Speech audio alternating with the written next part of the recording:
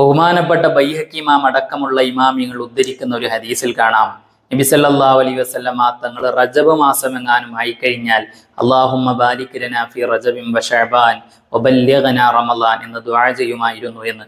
എന്താണ് അതിൻ്റെ അർത്ഥം? റജബിലും ശഅബാനിലും ഞങ്ങൾക്ക് ബർക്കത്ത് ചെയ്യുകയും റമളാൻ മാസത്തിനെ ഞങ്ങൾക്ക് എത്തിക്കുകയും ചെയ്യണമെന്ന് പറഞ്ഞാൽ യഥാർത്ഥത്തിൽ ആ സമയത്തും ഞങ്ങൾ ജീവിച്ചിരിപ്പുണ്ടാകണം എന്ന് മാത്രമാണോ? അതതിൻ്റെ ഒരു അർത്ഥമാണ്.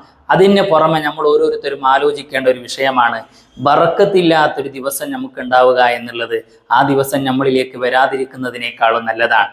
ഉദാഹരണത്തിന്, ബർക്കത്തില്ലാത്ത ഒരു റമളാൻ മാസത്തിൽ നമ്മൾ ജീവിക്കുന്നതിനേക്കാളും നല്ലത് ആ റമളാൻ വരുന്നതിന് മുമ്പ് നമ്മൾ മരിച്ചു പോവലാണ്. കാരണം ഒരാളിലേക്ക് റമളാൻ മാസം വന്നിട്ട് പോലും ആ റമളാനിനെ വേണ്ടതുപോലെ ഒരാൾക്ക് ബഹുമാനിക്കാൻ കഴിഞ്ഞില്ല എങ്കിൽ ആ റമളാൻ മാസത്തിൽ അവൻ ജീവിച്ചിരിപ്പുണ്ടായിരുന്നു എന്ന കാരണത്താൽ തന്നെ അവൻ ശിക്ഷിക്കപ്പെടാൻ വലിയ സാധ്യതകളുണ്ട്.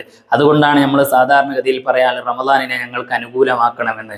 അതുകൊണ്ട് റമളാൻ മാസം എത്തുക എന്നത് മാത്രമല്ല, ആ റമളാൻ മാസത്തിലും അല്ലാത്ത മാസങ്ങളിലും പ്രത്യേകിച്ച് റജബിലും ശഅബാനിലൊക്കെ വലിയ ബർക്കത്ത് ഉണ്ടാവണം എന്ന് ആ സമയത്ത് നമ്മൾ ദുആ ചെയ്യുന്നത് ആ ദിവസങ്ങൾ മുഴുവനും നന്മകളെ കൊണ്ട് ധന്യമാക്കാൻ നമുക്ക് കഴിയണം എന്നുള്ള ഉദ്ദേശത്തോടു കൂടിയാണ്.